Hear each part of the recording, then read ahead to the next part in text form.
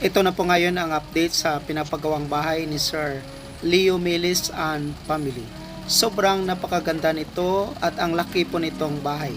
Halos isang lote na po ang laki nito. May sukat po itong 400 square meter. Malapalasyo po itong bahay. Mayroon po itong architect, engineer at kompleto po ang mga larawan nito nung sinisimulan pa lang po ang paggawa ng bahay. Mula umpisa hanggang mabuo po ito at maging ganito kaganda.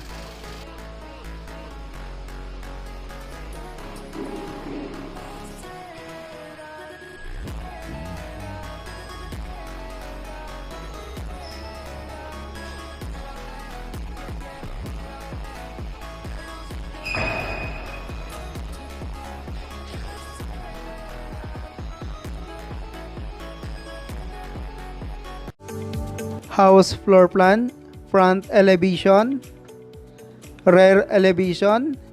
This house size is around 400 square meter with 4 bedrooms and 4 toilet and bath. Layout: start building the house April 8, 2021.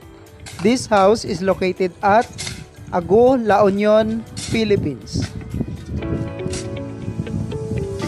Itong bahay ni Sir ay sobrang napakalaki. Samahan niyo po ako at panoorin po natin kung paano po ginawa ang kanyang pinapangarap na bahay. Gumawa po sila dito ng 29 na poste para po sa first floor nito.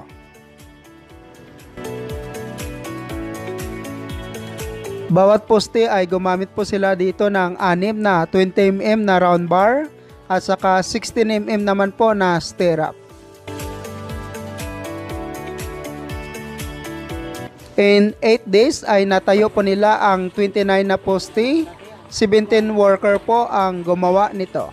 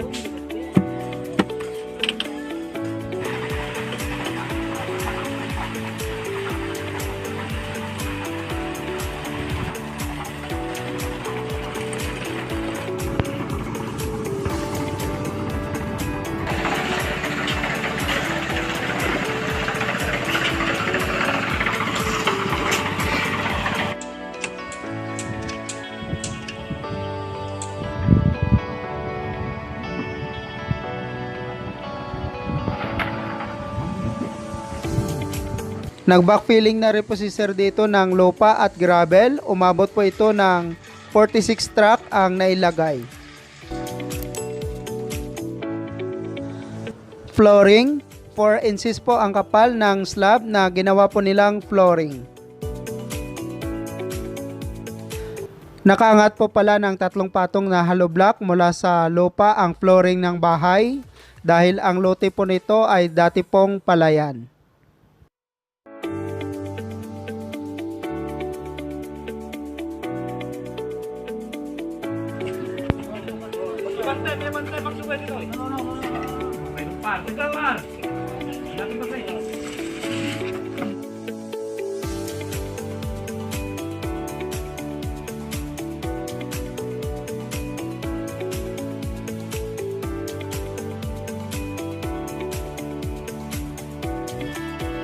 Si Sir Leo po pala ay masugid ding tagapagsubaybay sa ating YouTube channel. Isa rin po siya sa maraming tao na na-inspire sa mga videos natin sa YouTube. At ngayon, siya po ang magbibigay inspirasyon para sa ating lahat, lalo na sa iba nating kababayan na may pangarap na magkaroon ng simple at sariling bahay.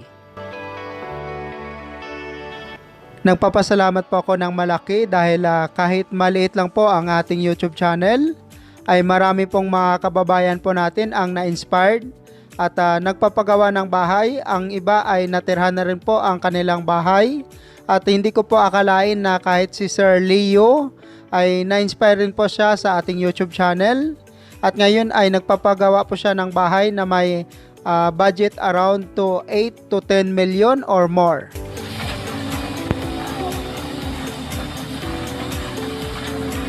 Ito po ang pagbuhos ng beam. Noong sinimulan po ang paggawa ng bahay ay gumamit agad po sila ng mixer dahil malaki po ang ginagawang bahay para mas madali pong matapos.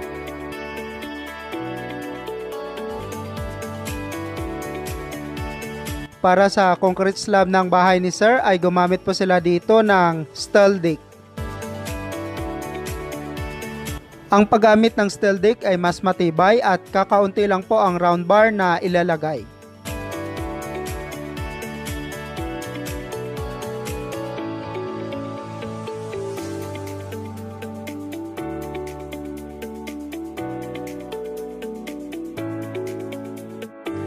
Ito po ang mga round bar na nilagay po nila. Nilagyan na rin po nila ito ng orange pipe para po sa linya ng electricity.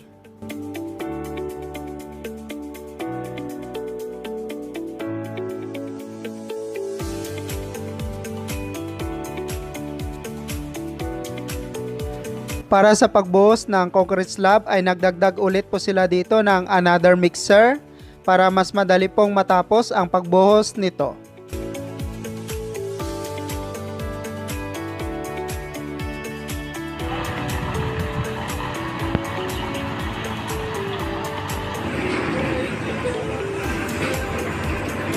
Inabotin po ng gabi bago po natapos ang pagbuhos ng concrete slab ng bahay.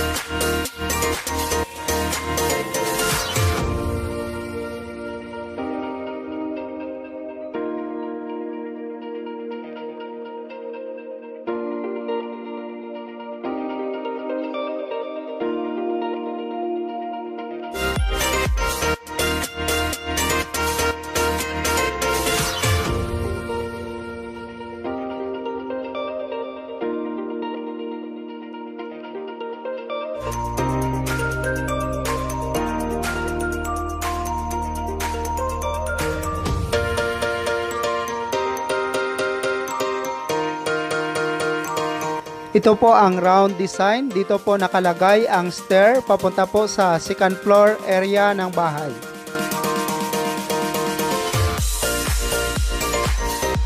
Itong nasa fourth area po pala na nasa rear view ay nirevise po ni Sir ang nasa plano. Iniba niya po ito, pinalagyan niya po ng 3 poste para mas matibay po ang bubong ng bahay. Sa pagbuo po pala ng structural ng bahay, foundation, flooring, concrete slab at saka beams ay gumastos po si Sir dito ng around 2.8 million pesos with labor.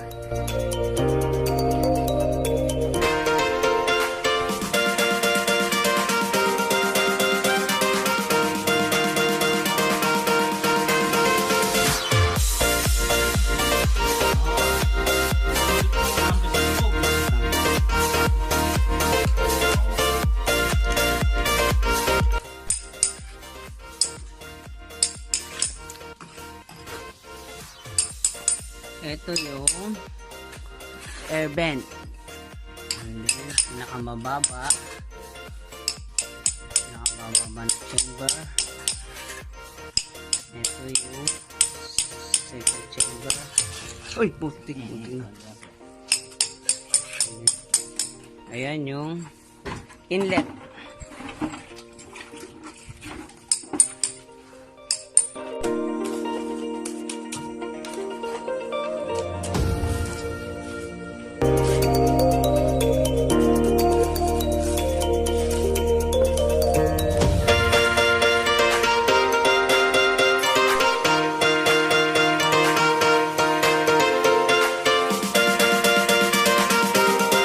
Ito po ang mga materialis para po sa steel trusses ng bahay.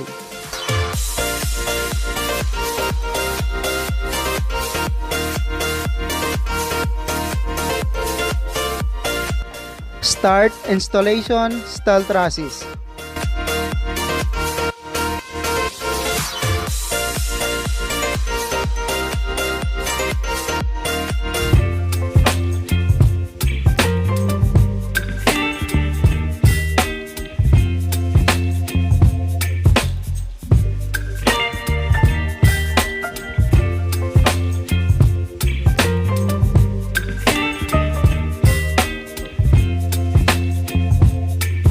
Baby, you give me ice and fire.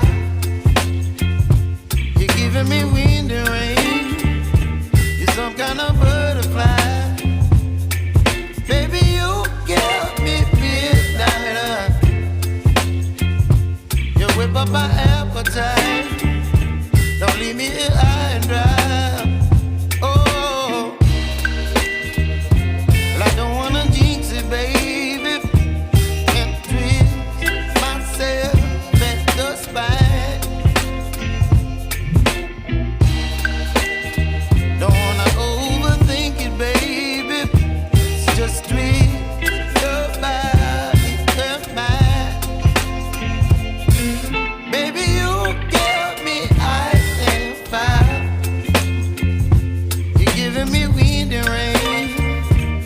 Some kind of butterfly. Baby, you give me midnight. You whip up my appetite.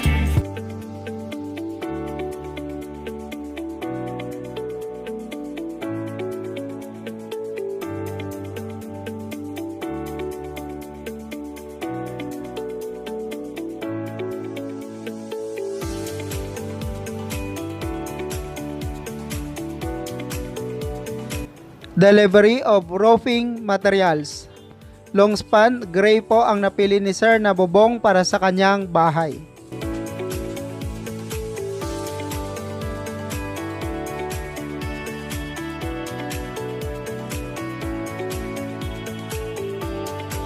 Start installation roofing.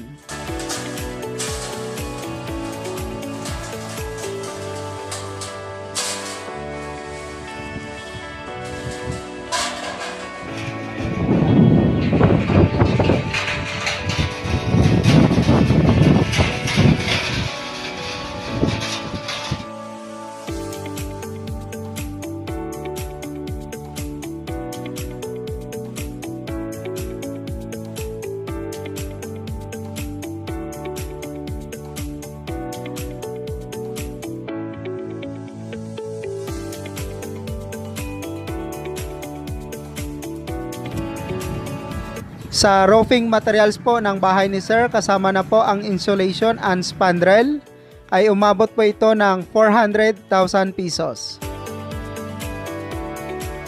Para naman po sa labor sa pag-install ng roofing and spandrel, ay gumastos po siya ng 180,000 pesos sa pag-install nito.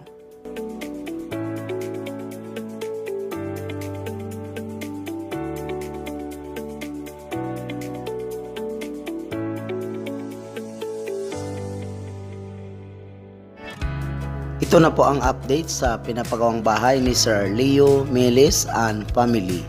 Part 2 video. Pag-finishing or plastering ng bahay, labas at loob nito, pag-install ng tempered glass at pagpapagawa ng stair. Itong bahay po pala ay sinimulan ginawa noong April 8, 2021, located at Agu, La Union, Philippines. Itong bahay ay may sukat na 4,000 square feet or katumbas na 400 square meter. Mayroon po itong 4 bedrooms and 4 bathroom. Sa pagbuo po pala nitong bahay, foundation and structural ay umabot po ito ng 2.8 million pesos lahat-lahat, materials and labor. Sa steel trusses naman po nito ay gumastos po sila dito ng 300,000 pesos, materials and labor. At saka sa tile span color rock naman po ito with the spandrel ay umabot po ito ng 580,000 pesos, materials and labor. Ito po ang pag-finishing or plastering ng bahay, labas at loob nito. Sinimulan po ito pinalitada noong January 2023.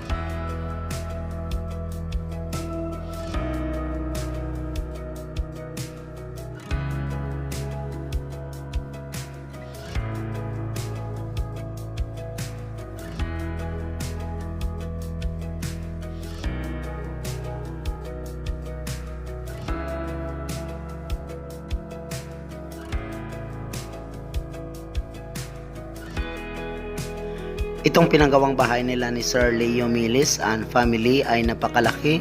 May sukat po itong 4,000 square feet or katumbas na 400 square meter. Maganda po ang lokasyon ng bahay dahil nasa probinsya po ito ng Agu, La Union. Maganda po ang tanawin lalong-lalo na nasa terrace area nito.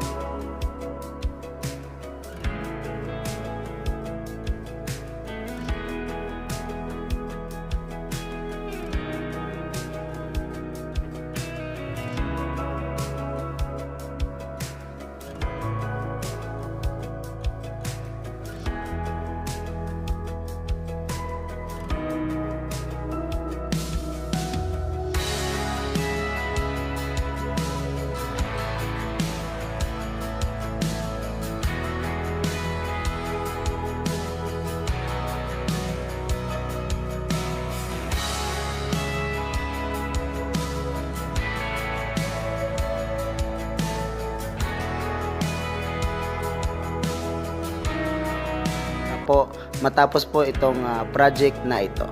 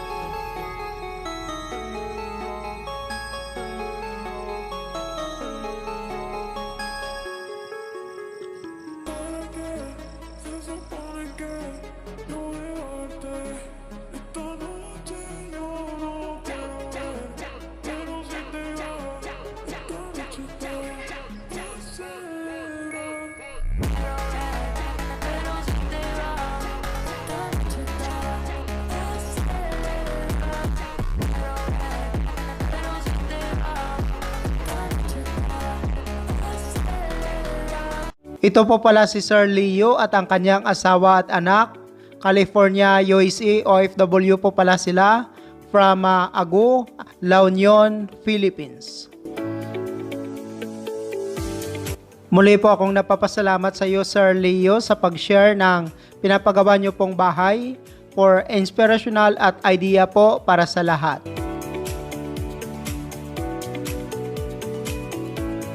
Ito po ang first PB boy ni Sir, 20 months old na sa ngayon.